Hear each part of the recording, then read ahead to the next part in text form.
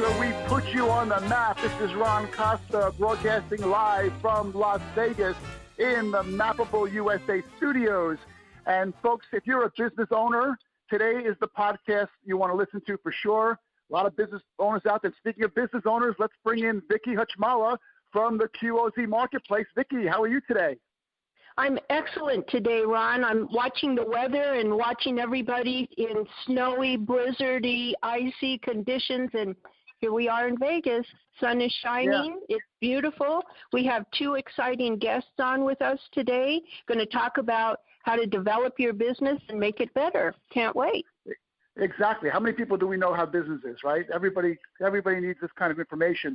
So without further ado, let's introduce Kevin Hernandez and Patrick Stewart from Premier Business Mechanics. They're the co-founders. Hey, guys, how are you today? Great. Good morning. How are you doing? Thank you for having us. Yeah, good morning. Excited to be great. You guys, in a great community. Yeah, now you guys are in our same little backyard here in Las Vegas. Is that right? Yes. Fastest growing business community in the world. We love it. Same here. It's the only place to be. I love it here, and I think Vicki feels the same way. But listen, before we get into this podcast and talk about businesses in general, maybe you guys can give our audience a little bit of a background on what you guys have done up to this point and how you started this business. Maybe Patrick, you go first. Yeah, no, Kevin and I, we go back 25 years ago when we met. We met in the hospitality industry, and we both have kind of gone our separate ways and climbed the corporate ladder in a couple different publicly traded companies, and we started the Premier Business Mechanics. And basically the idea is, just as it sounds, is every business owner and business has areas that they are great in, and then they have areas that they have blind spots, or the machine's not running as well as it possibly could. So we have tools that we can come in and assess the business, look at, hey, where are some areas that we can help them improve their business, and then we just make a strategy, make a plan. We have peer advisory boards that we place business owners on that just really help them get insights from other business owners to move their business to the next level.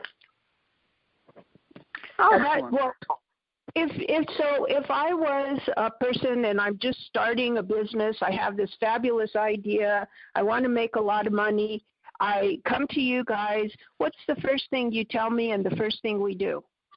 Well, the first thing we do, this is Kevin Hernandez, the first thing we do is we'll meet you face to face. We love to hear people's stories. We'll ask you about your passion, your vision. We'll kind of step backwards with you and kind of have you run us step by step how you started, where that vision was, where you plan to take that vision.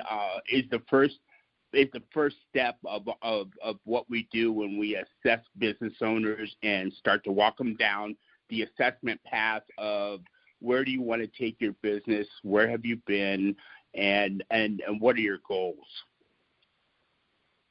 Well, it's been my personal experience, and from the people that we've talked to, that Ron and I have spoken to over the past years, that everybody can have a fabulous idea, but until you take that idea and really focus it, you have to have a plan of how you're going to implement it, and you have to have a strategy of how to make the plan a reality. So is that something that you work with new people trying to take their vision and put it into a business plan and then strategize how to make that plan work to a successful end?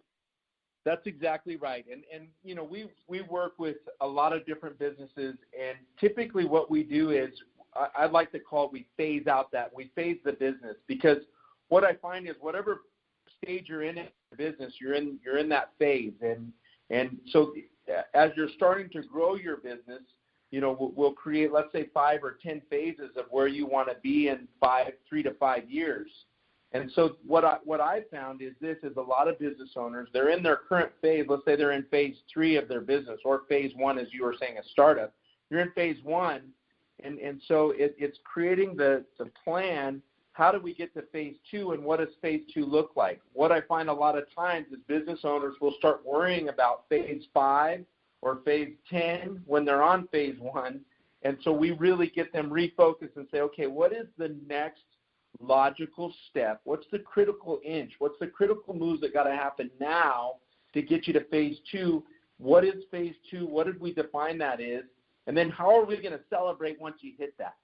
You know, because I think that's a lot of times what happens as business owners. We get so caught up in our business and taking it to another level and where we want to go that we forget to stop and look back and go, wow, we had a great success. So we spend a lot of time in that planning, creating the logical next step, and then saying, okay, how are we going to get there? What obstacles are we going to encounter? How are we going to overtake those obstacles? How are we going to measure where we're at and how we're moving our business forward? Well, and, you know, if you don't have a plan and the steps that lead from one to the other, to the other, to the other, I think you also have to have a sense of adaptability as well. So the very best plans always need a plan B, because you don't know what kind of chain reactions you're going to create that may change your plan somewhat, and you need to be able to adapt it to still keep going forward instead of fall in a hole and not know how to get out. You're exactly right, and that's where we use the advisory board, the alternative board. When we talk to these business owners, one of the things that we find right away is most business owners don't know what they don't know. When we put them on an advisory board, they get real solutions. They get real questions that challenge them and challenge their business plan, challenge why they're moving in the direction that they're moving. When you have a peer, another business owner who has walked in those steps, you can't even imagine the value that it brings to that person when we place them on our advisory board. Oh, absolutely, absolutely. Because, you know, it's just because you have a skill at doing something, be it a lawyer, be it a doctor, whatever your skill is or certification is, it doesn't automatically mean that you know how to run a business in order to benefit from that skill. It's a completely different thing, knowing how to do something and knowing how to run a business. Yeah, you're exactly right. What we found is that 15% typically of a business is your service or your product. And people get into business because they're good at a service or they have a product that's really wanted. The other 85% is the running of the business. And that's where, in that area, at some point, there's a blind spot. And so you're either going to learn from your mistakes, or you can go to an advisory board where somebody's already made those mistakes, and you're learning. Instead of you having to learn always from your own mistakes, you can learn from somebody else's mistakes. But also getting insights from other business owners, it really helps the business owner move forward. It's kind of funny because we like to say every business owner, their second occupation is that they're a firefighter, because they're actually putting out fires, and they're putting out fires in the areas of human resources. They're putting out fires in marketing, operations, employee development, sales, information technology, customer service, internal communications, and planning.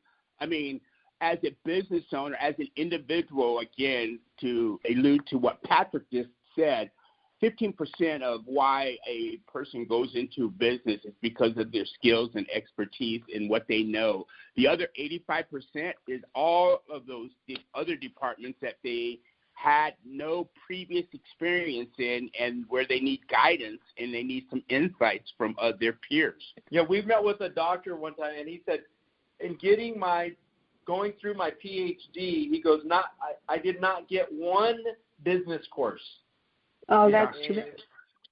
And he's like, that is just, and now I'm trying to learn business. He's starting all over again. Yeah. Yeah, and you know, guys, we do this podcast. We run into a lot of companies that are looking to raise money. These are all business owners via Regulation A plus financing and crowdfunding and tokenization efforts on the blockchain. We talk to a lot of people who are doing this, and it really hits a point that you guys just made, because these CEOs that we talk to a lot of times, they are really confident in what they know. They have great product, et cetera. But what I find with a lot of these people is they're kind of deaf to the possibility that you may know more than them in a marketing department or in an accounting way or something like that. They think that they know it all, and because they have knowledge in one area, they have knowledge of it all. And I wonder if that's something that you guys are seeing too, where it might be a little blind spot on their side, where they're reluctant to take advice or even kind of you know what I mean? Like, do you see that at all? 100%, you're correct, and especially when we first start to interact with the business owner, is they have their shield up, right, and they have their defense up, and they don't want to show that they're hurting in a way, and always initially, but through our process of the conversations we have, and when we let them know, hey, look, you're not alone. There's every business at some point in their history of business went through a cash flow crunch. So if you're having some cash flow issues, and I don't care if you did $3 million last week or if you did $300 last week, and you're looking to grow, you can run into cash flow issues. And so when we start to let them know that, hey, you don't have to have your shield up, you can let it down. We're going to be really transparent with you. We're going to ask that you're transparent with us. And then what happens is they start to over time start to go, oh yeah, I am running my business by looking at my checking account balance, not looking at true financials. Yeah, I don't really have a written vision statement for my company or for myself. Yeah, I really need some more help in sales or in marketing and that's when, once we start to they can be real with us, and I guess that's really kind of the beauty or kind of the magic of it is through our process of just having conversations with members and letting them know how other business owners, what they're going through and what they're realizing. And then once we get them on the room with other business owners, that's when you really start to see people. We've had some business owners that just go, you know what, I don't enjoy being a business owner. I thought I would, but I don't. And so then getting that reinforcement from other business owners and helping them transition through some of the challenges, it becomes quite magical. Rod and Vic, well, just one other point I want to make. Just like death and taxes, it's inevitable. Most business owners, when they're in business, and we're talking about businesses that have been successful, that have substantiated themselves in the marketplace, the one area that we see a lot of and that we're advising people on, and we're putting them on boards for this exact same reason, is if you're a successful business owner or if you are a business owner and you do not have a succession plan or an exit strategy, that's where the boards can help you as well. Because, again, when people get into business, it's just like that will. They do not put a exit strategy in place. Where's that? What's going to happen to that business when you're done? Do you know when you're done? When are you going to put your plan in place that actually follows a roadmap to the end? Because there's several different ways you can go. You can leave your business to a family member. You can walk away and just shut the doors and turn off the lights to your business. You can strategize your business, put it together so that someone can come in and buy it, and you actually have established some good value for it. There's succession plans, exit strategies are another area that we help business owners with. Yeah, and if you're in your 20s and 30s, I guess that people don't really think about that too much, whereas if you're starting a business, I guess in your late 50s, early 60s, it may be something more of a concern, I would imagine, right? Yeah, absolutely. Yeah. Interesting. So now as far as crowdfunding goes, do you help these companies, I'm sure you deal with a lot of crowdfunding guys who are looking to raise money via crowdfunding. Is that something that you help them with as well in terms of developing a marketing strategy or a way to get that thing going? Absolutely. There's various options for raising money, crowdfunding, alternative lending. There's portfolios out there for investors, from investors for startups. Again, it all starts with mapping out the vision, identifying the entities that are involved with that business plan, and making sure that all the pieces are in place. Because, again, if your pieces are not in place, I don't care how great of an idea that you have, you're not gonna be able to raise the money, or you're not going to be as inviting to potential money that you may or may not have to pay back. Exactly. And I'll tell you, I'm getting so sick of people who are we get a lot of people contacting us about our business, and almost every one of them is, oh, well, we have the product, we have a great idea, we need to raise money. And you know what, we're looking to raise 1 million Reg CF. Well, and I ask them, well, how are you going to do that? And, we'll just put our project on a portal and we'll have it raised in no time. And they don't realize that is it's so hard to market correctly and get people to invest in your project. People think it's easy because they think that their idea is like the greatest idea ever, and they can't even imagine someone not falling into their line of reasoning. It's really frustrating, I think. You're absolutely right, Ron. And the other thing that we find too, if you don't have that roadmap with your business plan and your strategies in place, what we find a lot of times is the money that people are asking for is not enough. And so when I actually show them how to put that plan in place and ask for the correct money, they're going to be a lot more it'll be a lot easier for them to potentially get that type of funding if the money is right, if the plan is in place. Interesting stuff. Yeah. So let's get back to this advisory board thing that you mentioned a couple of minutes ago. This advisory board is made up of people who are, I guess, experts in their business that you've assembled yourself? Yeah, so what we currently have in Las Vegas, we have 6 advisory boards that we put together, and we'll end up with, our goal is by the end of 2020 to have 10, but we'll end up with probably, 20 to 30, so anywhere between 100 to 300 business owners. And it really is business owners, CEOs, presidents, kind of the top decision makers from an organization. We put them on peer advisory boards made up between 8 to 10 other business owners from non-competing industries. And what we do is we meet on a monthly basis, and during that meeting, it's a 4-hour meeting. Everybody in the meeting will bring a challenge or an opportunity that they're facing in their business, and they'll table it, and then they'll get insights from the other business owners onto how to challenge it and how to go and execute either that challenge or that opportunity. And then from that, they'll take some action items and they'll be accountable, because in the next month's meeting, they're going to report back on how they did from the action items they took away from last meeting. So what it is that we call it the alternative board, or it's an alternative to a board of directors, because typically the small business owner can't afford to go out and spend hundreds of thousands assimilating a group of experts. So we do that for them, and then it's a membership model that we bring them into. All right, is your client there present physically at these meetings, or is it like something on a Skype thing? No. They're physically present. Yeah, everybody. Yeah, they attend. Everybody commits to attending. A meeting every month and coming in with a challenge or an opportunity to table.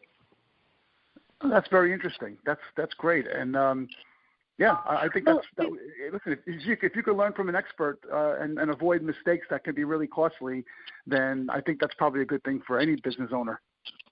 Yeah, I mean, sometimes I think that business people first starting think they need to create the wheel, and the wheel's already been created. You just need to tap onto people with the experience who've done it.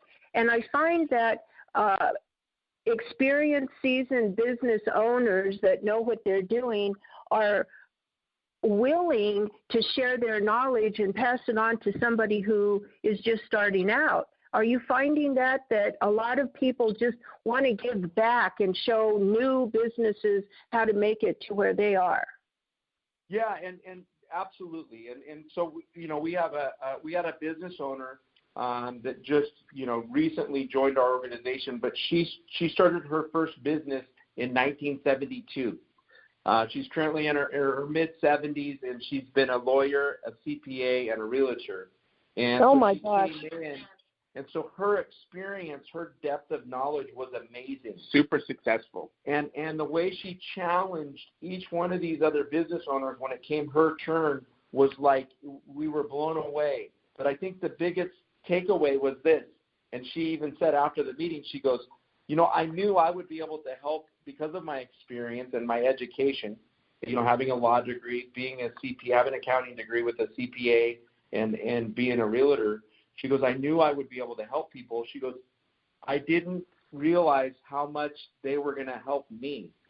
And exactly. I think that's the other side of it, right, is because when it came her turn with her challenge and what she was looking to do, the insights and the suggestions she got, where she left her, she goes, you know what, I know exactly what my next step is.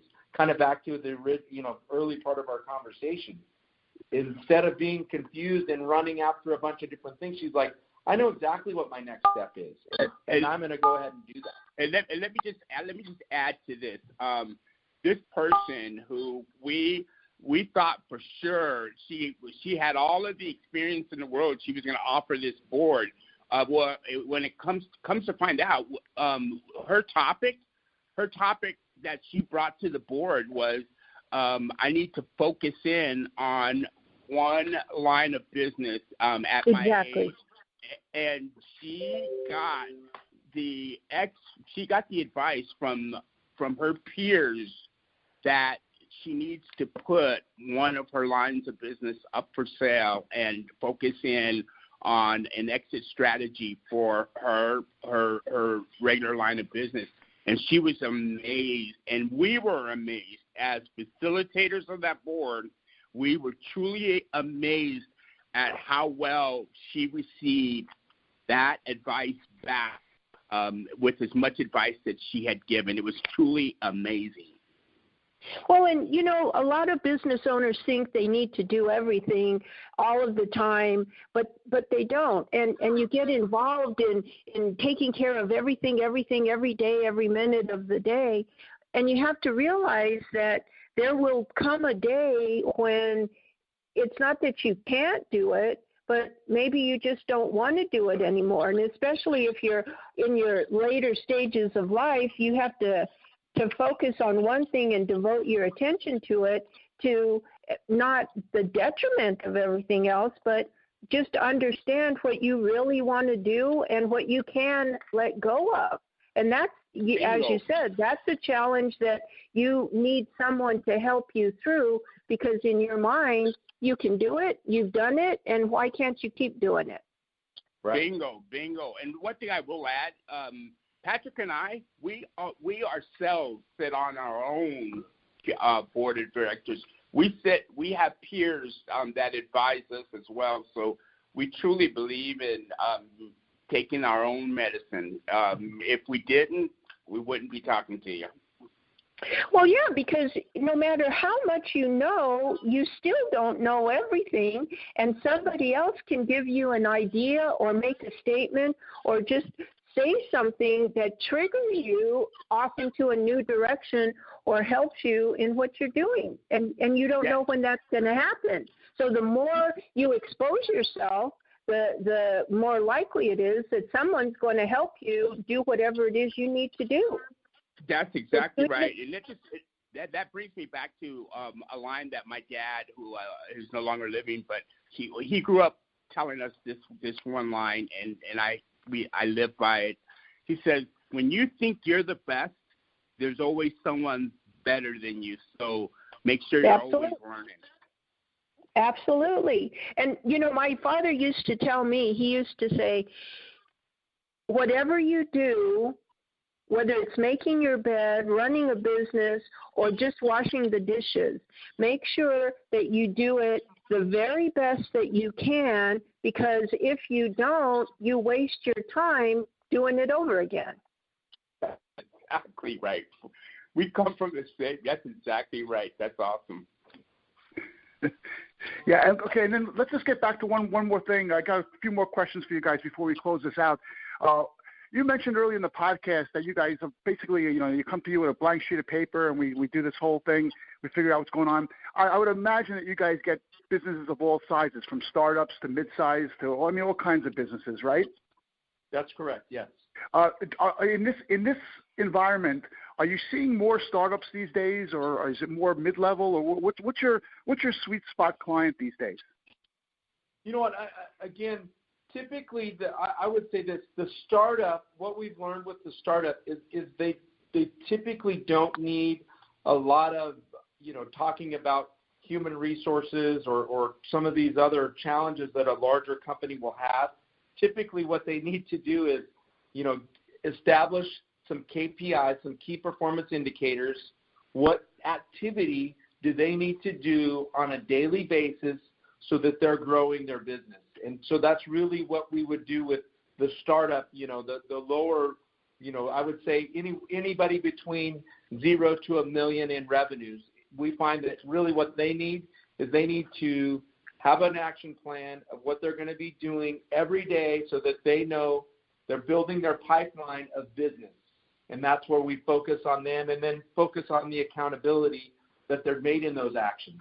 I would say then the next phase of business, let's say from $1 million to $3 million, that's where we start getting into, some other goal setting. Hey, how are you motivating people? How are you getting other people to come along with your vision so that you're not always having to be the one carrying the ball? And so that's kind of the transition where we find that. And then as the companies get over, let's say 3 to 5 million, now we're looking at organizations, their organizational structure. What is their, what is their planning strategy? How are they making sure that they've got the right reports that they're looking at that's keeping people accountable, and that they've got all the right players, not only the right players on the bus, but in the right seats on the bus. Right. So a lot of these projects.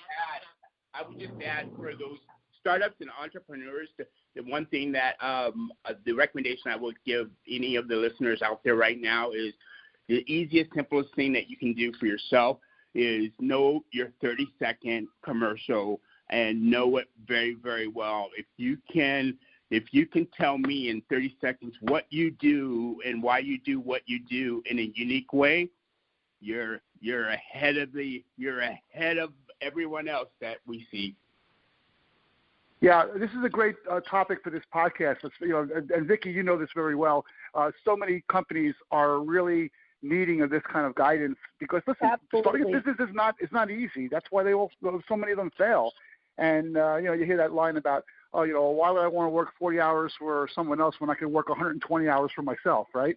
So there's a lot of work involved, and there's a lot of frustration. So having a resource like you guys kind of makes sense. And what I really want to bring home on this podcast, which is the reason why I asked the question before, is that you can have a company of any size or any shape or any form, and you guys seem like you could be a good resource for these guys to help them between you and the advisory board and everything else that you're doing. I think it really kind of makes sense. Yeah, I think to have somebody that's not in your business and not in the day-to-day, that comes in, that knows your business and can come in alongside you and come from the outside and say, okay, guys, wait. This was the plan. This is where you wanted to go. It looks like you're not heading. This decision you're going to make, or the decision you made, is not taking your company in that direction of the plan where you said you wanted to go. So we can either change the destination, which is fine, it's your organization, or we can get back to, the strategy of getting to the point where you said you wanted to be. Okay, and last question for me is, how important is social media in today's business planning? as far as your guys think? It's huge. I mean, social media, it's a platform that if you go into it properly and you access it, it's the area that you can get the most bang for your marketing dollar. You can get the most reach. You can identify who your customer is. You can go directly after that customer. We use LinkedIn a lot, and it enables us to get right to the decision maker, have interaction with them, and I think it's key. I'm not saying you have to do it, but I think in today's world, if you're not doing it, you're leaving a tool that can help your business grow. You're just leaving it in the toolbox. And it can help your business grow in the branding way, because branding is basically your identity. It's your business identity. It is the vehicle that you basically can communicate to your end user who you are and why you do what you do. Exactly. Okay. All right. And now you guys consult on the social media. You don't create content for the projects, do you? Or do you do that as well? Yeah, we have a team. We have a team that we can. I mean, really, we have a team that we can do whatever. We have the CIO that runs that division, and we do that. So we do everything from coming up with your strategy. If you want us to manage it and create the content, we can do that also. Message, so, yeah. If you need someone to create that message and help carry that message to your targeted audience, we can do that. Wow. Okay. So if you're a business owner, you hit the jackpot today by listening to today's podcast, because this is really good information. Kevin and Patrick, listen, how does somebody get a hold of you if they want more information or maybe want some consultation or something like that? How do they reach you?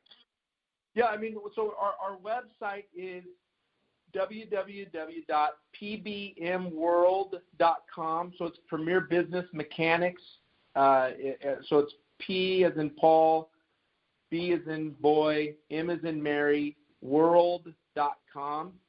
You can contact us there. Our phone number is you're able to get a hold of us, and we have a 1833, and then it's PBM World is how you can get a hold of us, and that's 833-726-9675,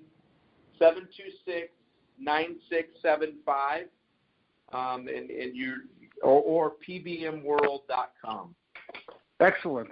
Vicki, any closing remarks or questions? What do you think? Well, I think this was a fabulous podcast today, Ron, and I think that Kevin and Patrick are offering to our listeners and to the business world in general the skills and the tools to succeed and take your business wherever you want to go. Contact Kevin and Patrick, and they can help you make your vision a reality and a success. And I thank you both, and I commend you for helping other businesses to be successful. Thank you so much. No, thank you. You're welcome. Thank you. We appreciate your time. Yes, thank you both for that. And, obviously this is why we do the podcast here. It's all crowdfunding. It's for resources, companies out there starting businesses. Here is your resource for today. We brought it to you, and it's up to you guys now to go out there and take advantage of this. This is great. So listen, everyone, we're going to close this podcast out right now. You are listening to the Mappable USA podcast at mappableusa.com. Go to the website there. If you scroll down, you'll see all our syndication sources, which are growing every week. It's crazy. I love it. We want to thank everyone for subscribing. Thank you for your help. And if you want to be a guest on the show, then there's a guest tab there. Fill that out. We'll see what we can do about getting you on the show as well. So thanks for listening. Thanks for all your subscriptions and help. And we'll see you next week at the Mappable USA podcast, where we put you on the map. Have a great week, folks.